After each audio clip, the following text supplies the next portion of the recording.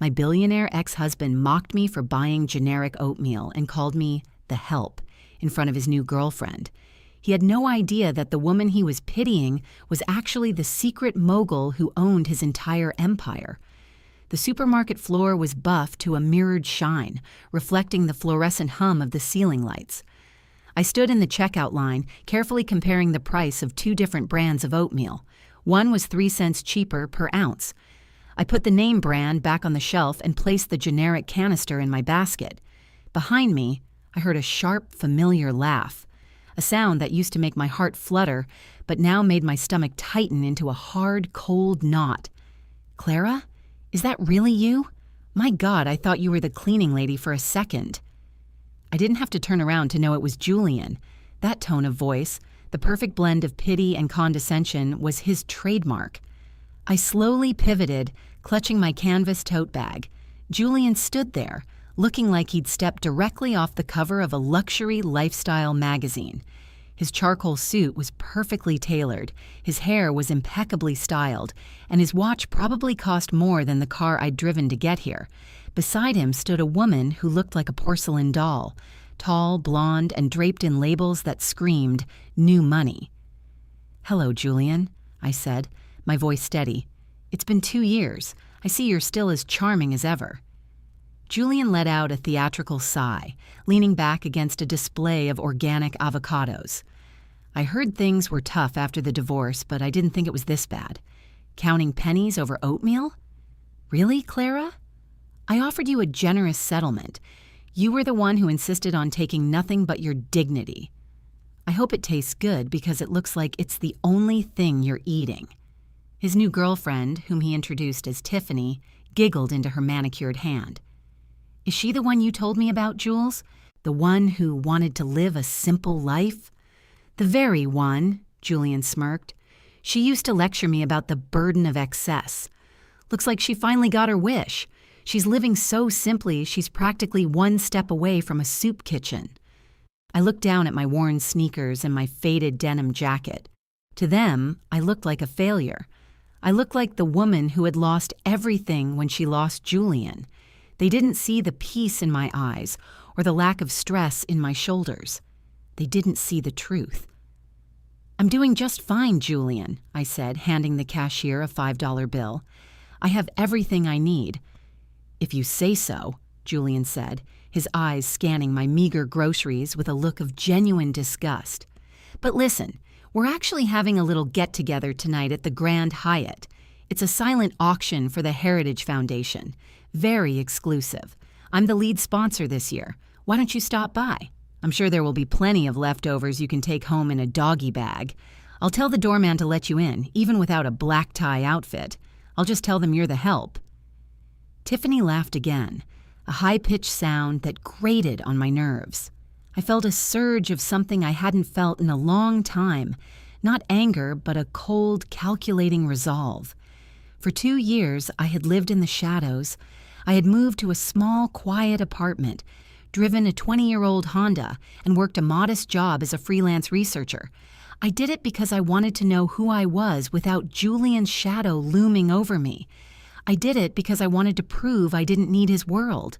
But Julian clearly needed a reminder that the world he occupied wasn't as stable as he thought. "The Heritage Foundation Gala?" I asked, a small smile playing at the corners of my mouth. "I might just drop by." Julian's eyebrows shot up. He clearly hadn't expected me to agree. "Really? Well, don't say I didn't warn you. It's a high-stakes environment. Not exactly the place for people who shop for generic oatmeal."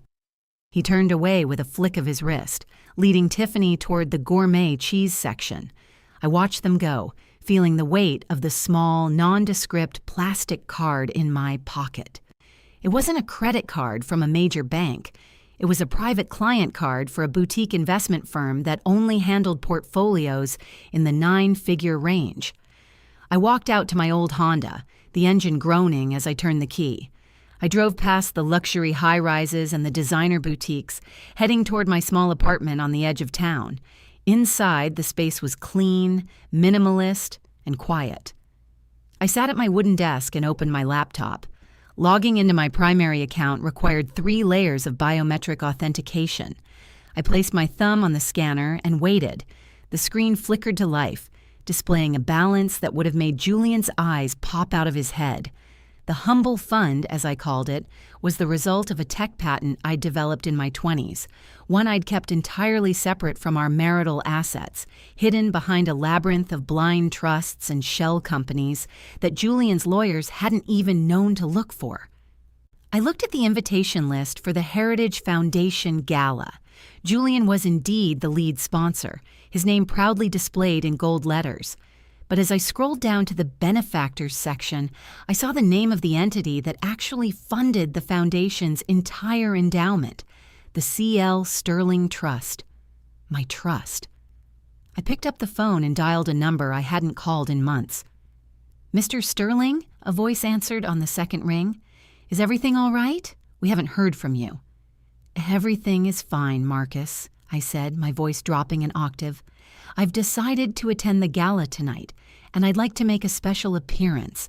I need the full protocol prepared. And Marcus, make sure the lead sponsor's table is moved. I want them to have a very clear view of the stage." "Of course, ma'am. Will you be requiring the car?" "No," I said, looking at my old denim jacket draped over the chair. "I'll arrive on my own, but I want the transformation to happen once I'm inside the private suite. Oh, and one more thing. I want a full audit of Julian Vane's company. I hear he's been using his lead sponsorship to inflate his credit lines. Let's see how much of his wealth is actually his." I hung up the phone and took a deep breath. For 2 years, I had played the role of the discarded, struggling ex-wife. I had let him believe he'd won. But Julian had forgotten one very important rule about the people he looked down on. You never know who is hiding in plain sight. 8 hours later, I pulled my beat-up Honda into the parking garage of the Grand Hyatt. The valet looked at my car with a mixture of confusion and pity, likely wondering if I was lost. I handed him the keys and a $20 bill, the last of my humble cash. "Keep it out front," I told him. "I won't be staying long." I walked toward the side entrance, clutching a small gym bag. I could see the line of Ferraris and Rolls-Royces at the main entrance, Julian likely stepping out of one of them at this very moment, basking in the flashes of the photographers. He thought tonight was his coronation. He thought he was the king of this room. I slipped into the service elevator, my heart hammering against my ribs. As the doors closed, I caught my reflection in the brushed metal. I looked like a nobody, a ghost. The elevator dinged at the penthouse level, where a man in a sharp black suit was waiting for me. He bowed slightly and held open the door to a private suite filled with racks of silk, diamonds, and a team of stylists waiting in silence. "We have everything ready, Mrs. Sterling," he said. I stepped into the room, shed the denim jacket, and looked at the clock. In 60 minutes, Julian was scheduled to give his keynote speech. He was going to talk about success and the power of image. He had no idea that the woman he'd mocked at the grocery store was about to pull the rug out from under his entire life. But as I sat down in the stylist's chair, my phone buzzed with a text from an unknown number. "I know what you're doing, Clara. If you walk onto that stage tonight, I'll tell everyone where the money really came from. You aren't the only one with secrets." I stared at the screen, the blood draining from my face. Julian wasn't the one who sent it. The text came from someone who knew about the patent, someone I thought was long gone. The phone felt like a block of ice in my hand. My breath hitched, and for a second the opulence of the penthouse suite felt like it was closing in on me. I looked at the reflection in the vanity mirror, the face of a woman who had spent 2 years trying to disappear, now staring back with wide, terrified eyes. "Is everything all right, Miss Sterling?" Marcus asked, his voice low and professional. He was standing by the window, adjusting his cufflinks. He had been my fixer, my shadow, and the only person who knew the full extent of my wealth for years. I handed him the phone. His eyes scanned the message, his brow furrowing into a deep V. "This was sent through an encrypted relay.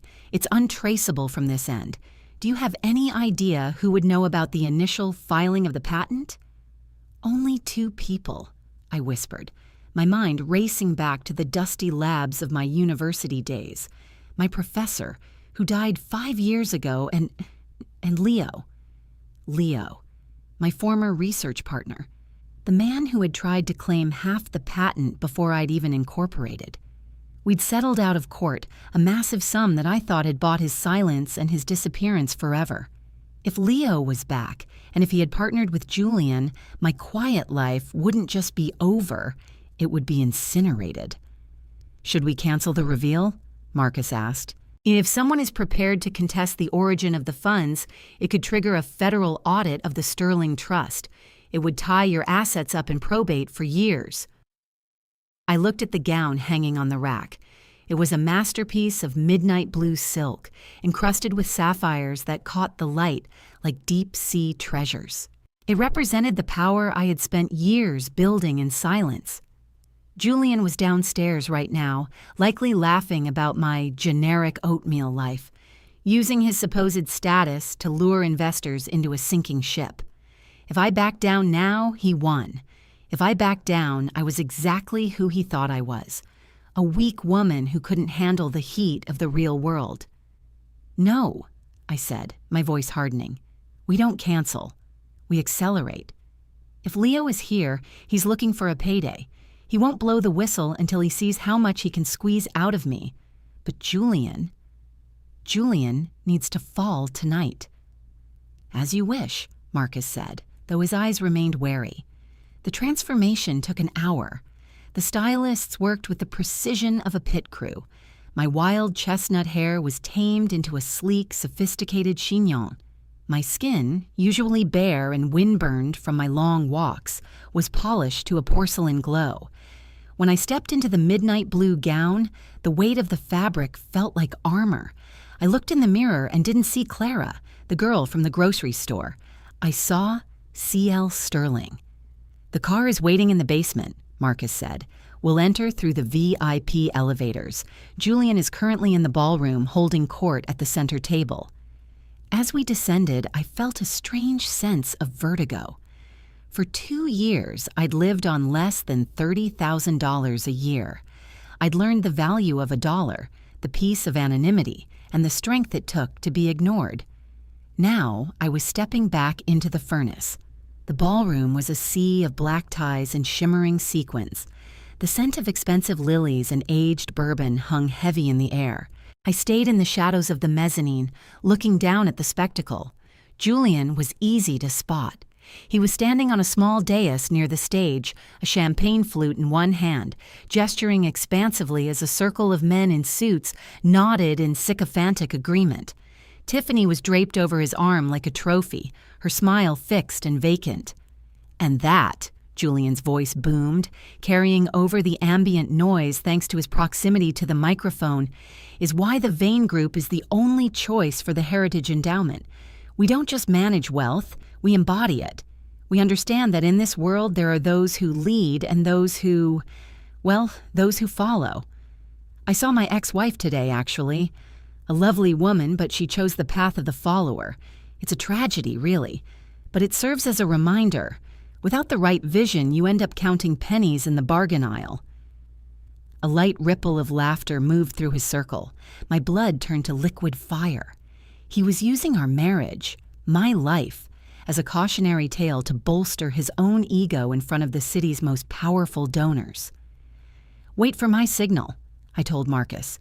I walked down the grand staircase. I didn't rush. I moved with the slow, predatory grace of someone who owned every atom of the room. The chatter near the stairs began to die down as people noticed me. They didn't recognize me, of course.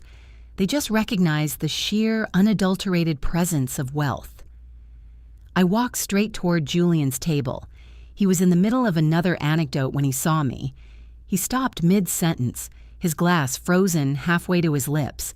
He looked at my face, then at the sapphires around my neck, then back to my eyes. His brow narrowed. He recognized the features, but the context was so alien to him that his brain was struggling to bridge the gap. "Clara?" he stammered, the word barely a whisper. "Good evening, Julian," I said, my voice projecting perfectly. I believe you mentioned something about followers." Tiffany sneered, though she looked intimidated by my dress. "Who let you in? I told the doorman you were— Wait, where did you get that gown? Is that a knockoff?" "It's an original," a voice boomed from behind me. It was the chairman of the Heritage Foundation, a man Julian had been trying to impress all night. The chairman pushed past Julian, his face lit up with a genuine, almost fawning smile. "Miss Sterling, we weren't sure you'd actually make it. It is an incredible honor." The color drained from Julian's face so fast I thought he might faint. "Ms. Sterling? Arthur, what are you talking about? This is Clara, my ex-wife.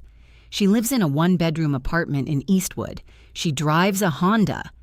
Arthur, the chairman, looked at Julian with profound embarrassment. "Julian, don't be absurd. This is C.L. Sterling, the primary benefactor of the Heritage Foundation. Her trust provides the very capital your firm is currently begging to manage." The silence that followed was deafening. Every head in the ballroom turned toward our table.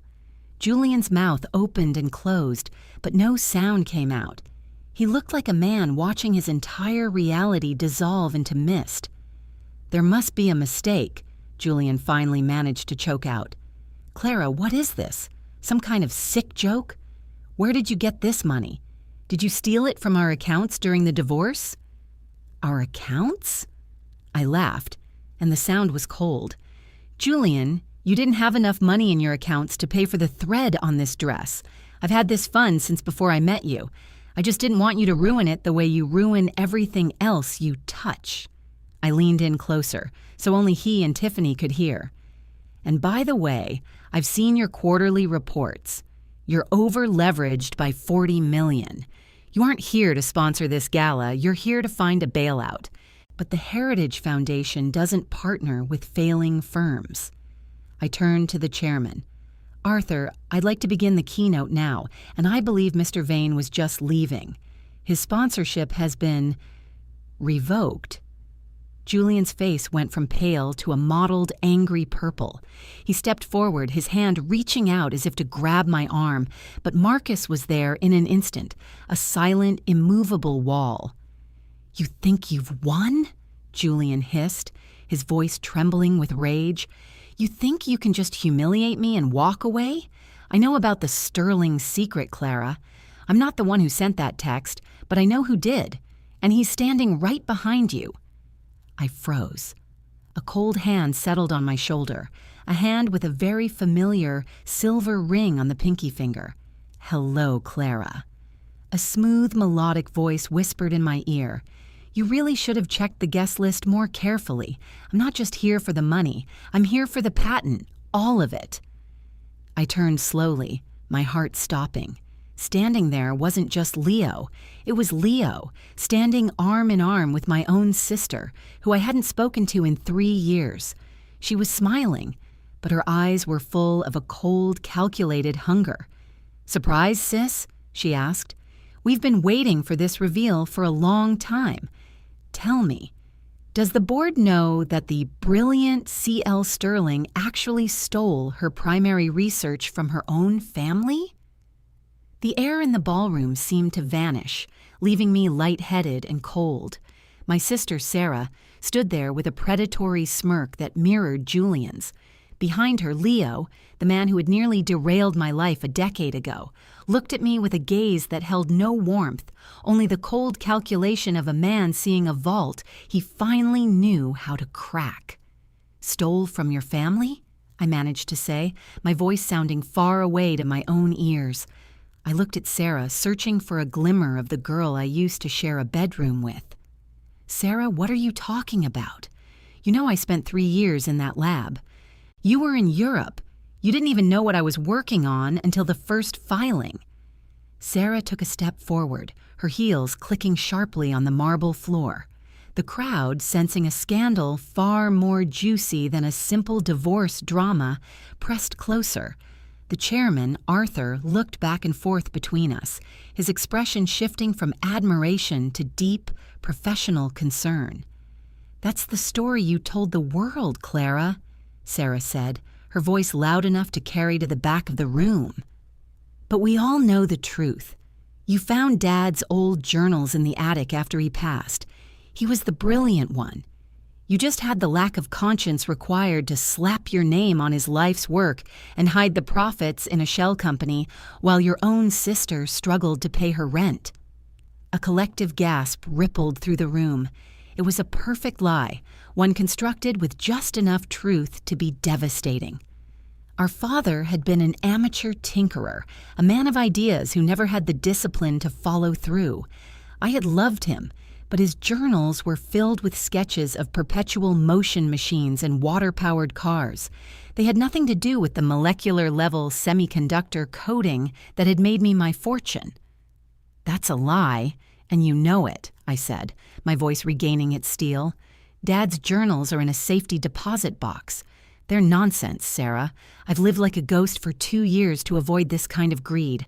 I thought if I stayed small, you and Julian would finally leave me alone." Julian let out a bark of laughter, stepping up to stand beside Leo. The three of them formed a wall of betrayal. "Oh, please, Clara. The humble act? It wasn't for peace, it was for tax evasion. Why else would a multimillionaire live in a hovel and drive a rusted-out car? You were hiding the money because you knew it wasn't yours." He turned to the chairman. "Arthur, as the lead sponsor of this event, and as a man who values integrity, I cannot allow this gala to continue with a fraud as the guest of honor. I suggest we have Ms. Sterling, or whatever she's calling herself, escorted out immediately." The chairman looked at me, hesitating. "Clara, if you have the documentation to prove the patent's origin, now would be the time." "I have everything, Arthur," I said, glancing at Marcus. Marcus reached into his jacket, but before he could pull out the tablet containing the digital trail of my work, Leo stepped forward. He held up a thick, weathered leather book, my father's journal. My heart skipped a beat. How did he get that? I'd kept it in the bank. Or I thought I had. "We don't need her documentation," Leo said, flipping the book open to a page filled with dense, familiar handwriting. "Because we have the original. Look at the dates, Arthur. These sketches are from 1998. Clara was in high school. These are the exact schematics for the Sterling vein semiconductor process. She didn't just steal the money. She stole a dead man's legacy." I felt the world tilt. I hadn't looked at those journals in years. I knew they were useless, unless someone had forged new pages. My eyes flew to Sarah. She wouldn't. She couldn't. But the look in her eyes told me everything. She had sold our father's memory to the highest bidder just to get a piece of a pie she hadn't earned. The chairman took the book, his face darkening as he scanned the pages. This is quite damning, Clara. The resemblance to the patent filings is unmistakable." "It's a forgery," I cried, but I could feel the room turning against me. To these people, I was no longer the mysterious, powerful C.L. Sterling. I was a thief in a borrowed dress. Julian's grin was wide and jagged. He leaned in, his breath smelling of expensive gin. "I told you, Clara, you should have stayed in the bargain aisle. At least there. No one cares if you're a liar." He signaled to the security guards. 2 large men in black suits began to move toward me.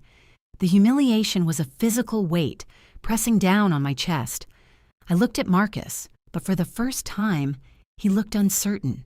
If the journals looked real, if the dates were prior to my research, a legal injunction could freeze my accounts within the hour. "Wait," I said, my voice shaking. "If you're going to do this, do it right. Call the police. If I'm a thief, let's have a formal investigation. Let's see whose fingerprints are on those newly discovered pages." "Oh, we've already called them," Leo said, checking his watch with a smirk. "But not for the theft, Clara. We called them for the fraud you committed when you signed the Sterling Trust into the Heritage Foundation's charter. You misrepresented your assets to a non-profit. That's a federal offense." As if on cue, the heavy oak doors at the back of the ballroom swung open. But it wasn't the local police. 4 men in dark windbreakers with FBI emblazoned in yellow across the back marched down the center aisle. The music cut out, replaced by a suffocating silence. The lead agent walked straight to our group, his eyes fixed on me. Clara Vane, also known as C.L. Sterling? I'm Clara Sterling, I said, trying to keep my chin up. But there's been a mistake. These people are— Ma'am, you're not being arrested for the patent. The agent interrupted, his voice echoing in the silent hall. He pulled a pair of handcuffs from his belt. Julian's face lit up. Take her away, boys. She's all yours. The agent ignored Julian and looked directly at me. We're here regarding the Humble Fund accounts.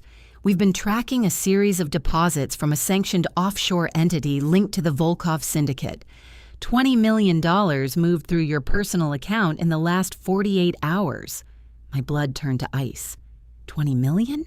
The only person who had access to move that kind of money between my shell companies. The only person who knew the bypass codes for the Humble Fund because he'd helped me set up the security protocols. I looked at Marcus, my loyal fixer, my shadow. My only friend for the last 2 years didn't look at me.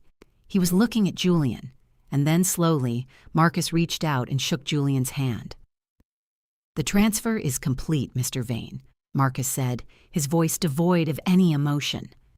Julian turned to me, his eyes burning with a triumph so absolute it was terrifying. Did you really think I didn't know about the secret fund, Clara? I've been planning this since the day you walked out on me. I didn't just want your money, I wanted your soul. The FBI agent stepped forward, grabbing my arm.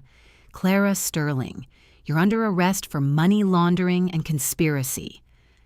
As the cold steel of the handcuffs snapped shut around my wrists, Julian leaned in one last time, his voice a jagged whisper. By the way, the generic oatmeal? I had the store manager lace it with a specific chemical. You've been being poisoned for weeks, Clara. You won't even make it to the trial. My vision began to blur, the lights of the ballroom spinning into long, white streaks.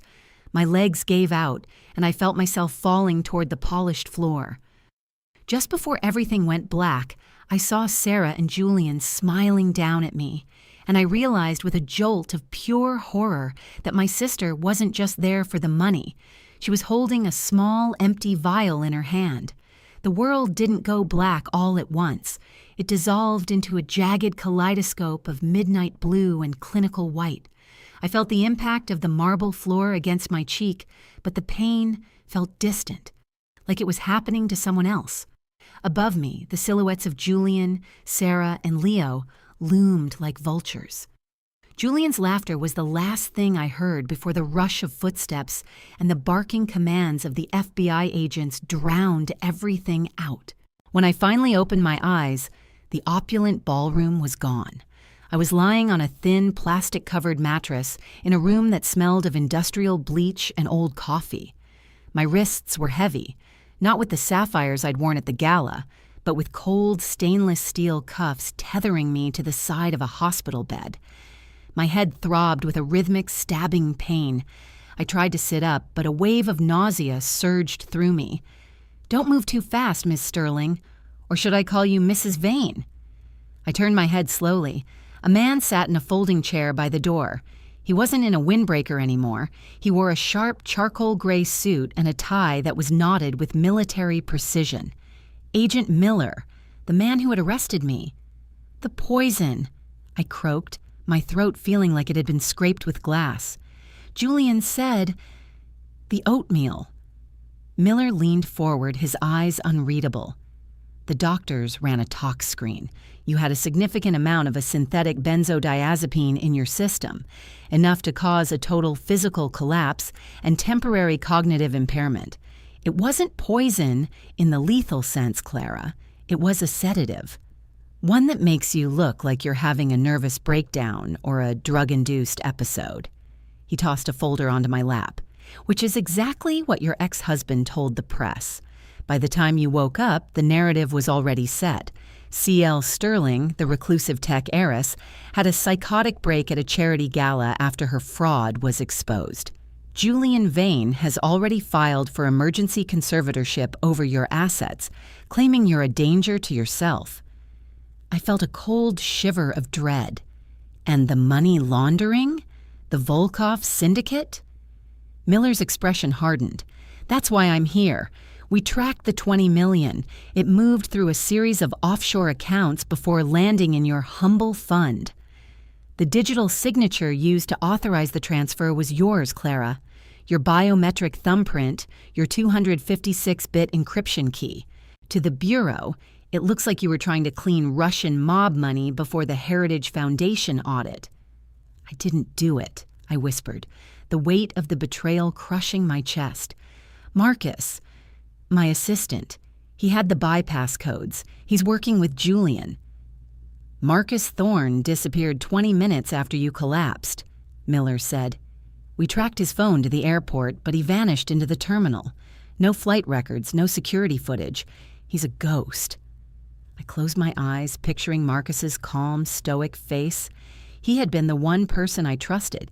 He had helped me build the walls of my life, only to leave a back door open for my executioners. Julian hadn't just taken my money, he had systematically dismantled every defense I had. I need a lawyer, I said, my voice shaking. You have one, Miller replied, standing up. He's waiting outside. But I should warn you, Clara, Julian didn't just pick your lawyer. He is the one paying the retainer for the firm representing you in the conservatorship case. He's playing both sides of the board. Miller walked to the door, pausing with his hand on the handle. There's one more thing. That father's journal your sister produced? The lab analyzed the ink. It's consistent with pens manufactured in the late 90s. The paper is aged correctly. If it's a forgery, it's the best I've ever seen. It's currently being entered as evidence in a federal patent fraud case. He left, the heavy door clicking shut with a finality that sounded like a coffin lid. I was alone. I had millions of dollars, a revolutionary patent, and a network of shell companies, and yet I was currently a prisoner of my own body and a victim of a perfectly executed frame-up. Julian had turned my humble life into my cage, but as I stared at the ceiling, the nausea began to fade, and a spark of the old Clara, the girl who had outsmarted a room full of PhDs to build that patent, flickered to life. Julian was arrogant. He thought he had won because he had the money and the leverage, but he forgot one thing. I built the Humble Fund for a reason. It wasn't just a place to hide money, it was a trap. I reached down, feeling for the small raised scar on the inside of my left heel. It was a tiny, subcutaneous chip, a secondary biometric key I'd never told Marcus about. It was my Red Queen protocol. If my primary accounts were ever compromised, I could trigger a total lockdown of the entire Sterling infrastructure. But I couldn't do it from a hospital bed. I needed a terminal. The door opened again. I expected the lawyer Julian had sent to gloat, but it was Sarah. She was dressed in a designer coat I recognized. It was one of mine, from the years before the divorce. She looked at me with a mixture of pity and smug satisfaction. You always were the smart one, Clara, she said, pulling a chair to the side of the bed. But you were always so boring. All that money, and you wanted to live like a martyr. You didn't deserve it. Dad would have wanted me to have it. Dad would be ashamed of you, Sarah, I said, my voice cold. You're a pawn. Julian will discard you the second he has full control of the trust. Sarah laughed, a sharp, brittle sound. Oh, I don't think so. You see, Julian and I have an agreement. Once you're declared incompetent, I become the primary trustee. Julian gets his bailout for the Vane Group, and I get the life I was supposed to have. We're going to sell the patent to a Chinese conglomerate. We've already signed the letter of intent. You can't sell it, I said. The patent is tied to a morality clause in the Sterling Trust. If the technology is sold to a sanctioned entity, the rights automatically revert to the public domain. You'll be selling air. Sarah's smile didn't waver. We thought of that. That's why we're not just declaring you incompetent, Clara. We're declaring you dead. My heart stopped. What? The benzo in your system? It has a very interesting side effect when mixed with the heart medication you've been taking for your unfortunate condition. Sarah leaned in, her voice a low, terrifying coo. "The doctors think your heart is failing due to the stress of the scandal. You'll have a cardiac arrest tonight." Tragic. The heiress who couldn't handle the shame. She reached into her bag and pulled out a small, pre-filled syringe. Julian wanted to be here to see it, but he's at a victory dinner with the Heritage Board. He sent his regards. She grabbed my arm, her fingers digging into my skin as she looked for a vein near the IV site. I struggled, but the cuffs held me fast. The sedative was still heavy in my limbs. I was a tethered goat. "Don't worry, sis," Sarah whispered, the needle hovering just inches from my skin. "I'll make sure the funeral is expensive. Much better than that generic oatmeal you loved so much." Just as the tip of the needle touched my skin, the heart monitor beside my bed began to scream. The door burst open, but it wasn't a nurse. It was Marcus. He wasn't wearing his suit. He was in tactical gear, his face covered by a mask. He didn't say a word as he grabbed Sarah's wrist, twisting it until the syringe clattered to the floor. With one swift movement, he pinned her against the wall, his hand around her throat. "Marcus!" I gasped, the world spinning again. He looked at me, his eyes cold and focused. He reached into his pocket and pulled out a small electronic device, slapping it onto the base of the heart monitor. The screaming stopped instantly. "I had to let them think I betrayed you, Clara," he said, his voice a low growl. "It was the only way to get Julian to move his own capital into the kill zone. But we have a problem." He looked at the door, then back at me.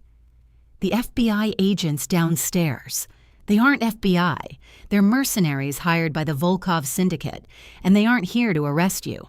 They're here to make sure no one, not even Julian, leaves this building alive once the transfer is confirmed." The sound of muffled gunfire echoed from the hallway, followed by the heavy thud of a body hitting the floor. Marcus pulled a handgun from his holster and checked the magazine. "We have 3 minutes to get to the roof," he said, tossing me a small key for the handcuffs. "And Clara, the humble fund isn't yours anymore. Someone just initiated a global liquidation, and it wasn't Julian."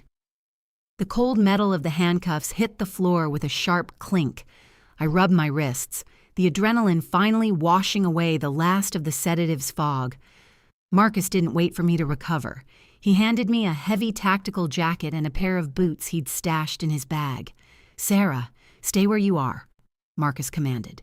My sister was huddled in the corner, staring at the syringe she'd dropped as if it were a venomous snake. "You're both dead," she hissed, her voice trembling. "Julian has the police, the FBI, and the Russians on his side. You have nothing." "I have the truth, Sarah," I said, standing up. My legs were shaky, but my mind was a razor. "And I have Marcus. You always underestimated the people you couldn't buy." We didn't take the elevator. Marcus led me down a service stairwell, the sound of gunfire echoing from the floors below. He explained the situation in clipped, urgent sentences. Julian had been hemorrhaging money for years, using his wealthy image to run what amounted to a high society Ponzi scheme. He had borrowed $20 million from the Volkov Syndicate to maintain his lifestyle and fund his sponsorship of the Heritage Foundation, hoping to use the foundation's endowment to pay them back. But I was the one who controlled the endowment. When Julian realized he couldn't get his hands on my trust legally, he decided to frame me for the very money laundering he was guilty of. "The liquidation, Marcus," I said as we reached the parking garage. "You said the humble fund is being liquidated. Who did it?" Marcus glanced at his watch. "You did, Clara. Or rather, your Red Queen protocol did. When your heart rate and cortisol levels hit a specific threshold while your biometric signature was being used for a large transfer, the system assumed you were under duress. It didn't just lock down. It began moving every cent of the $500 million into an anonymous high-interest escrow account that requires a live, non-distressed biometric override to stop." $500 million? I paused, my hand on the car door. "Marcus, the fund was only $80 million last time I checked." "You haven't checked in 18 months, Clara," Marcus said with a grim smile. The patent royalties for the semiconductor coating tripled when the aerospace industry adopted it. You aren't just a millionaire, you're one of the wealthiest private individuals in the country. And Julian's $20 million, it got swept up in the liquidation. He's currently broke, and the Russians are realizing their collateral just evaporated. We sped out of the garage in a nondescript black SUV just as a fleet of black sedans screeched toward the hospital entrance. We weren't going to the police. We were going back to the Grand Hyatt. Julian was still there. He had moved the party to the penthouse ballroom, celebrating his victory over the woman who had dared to leave him. He thought I was dying in a hospital bed. He thought he was the king of the world. When we arrived, the lobby was in chaos. Men in dark suits were arguing with hotel security. I recognized the FBI agents from the gala, the Volkov mercenaries. They looked panicked. Their money was gone, and their employer, Julian, was suddenly a liability. Marcus and I slipped through the kitchen entrance and took the service lift to the penthouse. When the doors opened, the sound of clinking glasses and soft jazz drifted toward us. I stepped out, shedding the tactical jacket to reveal the midnight blue gown underneath. It was torn at the shoulder and stained with hospital dust, but as I walked into the ballroom, I had never felt more powerful. Julian was standing at the head of a long mahogany table, raising a glass of vintage Cristal. Tiffany was at his side, looking bored, while Leo sat nearby, leafing through my father's journal. "To the future," Julian announced, his voice booming. "To the end of the old and the reign of the—" "To the end of the lies, Julian," I said, my voice cutting through the room like a blade. The glass slipped from Julian's hand, shattering against the floor. The champagne soaked into the expensive rug, a pale, bubbling stain. He looked at me as if I were a ghost. Leo jumped to his feet, clutching the journal to his chest. "Clara," Julian stammered, You should be dead? Disgraced? In prison?" I walked toward him, the guests parting like the Red Sea. "I'm sorry to disappoint you, but I've always been better at surviving than you were at scheming." "Security!" Julian screamed, looking toward the doors. But the only person who entered was Marcus, followed by two men in actual federal uniforms, men I had called from the car using my private security line.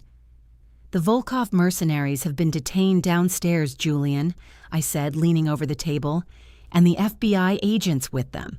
They've already started talking to the real authorities about who hired them to kidnap a private citizen." Leo tried to edge toward the exit, but I pointed at the journal in his hand. "And that? My father's journal?" Marcus had the lab analyze it while I was unconscious. The ink on those forged pages contains a chemical tracer, used specifically by the printing firm Julian's company acquired last year. It's a very clumsy forgery, Leo. You really should have checked the paper's provenance." Leo dropped the book as if it had turned into hot coals. Julian's face went from pale to a sickly, desperate gray. He looked around the room, realizing that his audience, the investors, the donors, the elite, were all watching his downfall in real time. "You have nothing, Clara," Julian hissed, his voice cracking. "Even if I go down, I took your money. The $20 million moved. Your accounts are flagged. You're finished in this town." "Actually," I said, pulling my phone from my clutch and tapping a single command to stop the Red Queen liquidation. "The $20 million you tried to launder through my account was automatically flagged as a fraudulent deposit. I've already turned the digital trail over to the SEC. But here's the best part, Julian." I turned the screen toward him. It showed his personal and corporate accounts. They were all flashing red. "When you tried to bridge your debt using my trust's credit line, you signed a standard indemnity waiver. Since you were found to be in breach of the Heritage Foundation's moral turpitude clause, the trust didn't just stop the payment, it triggered a mandatory clawback of all your assets as collateral." You can't," Julian whispered. "I can. I own your penthouse. I own your cars. I even own that watch on your wrist," I said, stepping closer until I could see the sweat on his forehead. You wanted to mock my humble lifestyle? You wanted to laugh at me for counting pennies? Well, Julian, now you'll get to experience it for yourself. But you won't have a secret fund. You won't have a patent. You'll just have the debt you owe the Russians. And I hear they aren't very forgiving about missed payments. The real police moved in then, taking Julian and Leo into custody. Tiffany watched in horror as they cuffed Julian, her trophy life evaporating before her eyes. Sarah was picked up at the hospital an hour later. As the ballroom cleared and the lights were dimmed, I stood by the floor-to-ceiling window, looking out over the city. Marcus stood a few paces behind me. "What now, Miss Sterling?" he asked. "We can have the penthouse cleared out by morning. You can move back into the Sterling estate. You can have the life you were meant to have." I looked down at my hands. I thought about my small apartment, the smell of generic oatmeal, and the peace of being a nobody. I thought about the power I now held, the ability to change the world with a single signature. "No," I said, a small, genuine smile forming on my lips. "I think I'll keep the Honda. But Marcus?" "Yes, ma'am?" "Find out who the manager of that grocery store was, the one Julian bribed. I want to buy the entire chain. I think it's time we improve the quality of the generic brands." I walked out of the Hyatt, leaving the diamonds and the drama behind. I had a $500 million secret, and for the first time in my life, I didn't need to hide it. I just chose to. Because the greatest luxury in the world isn't a charcoal suit or a sapphire necklace. It's knowing that you don't need them to be the most powerful person in the room.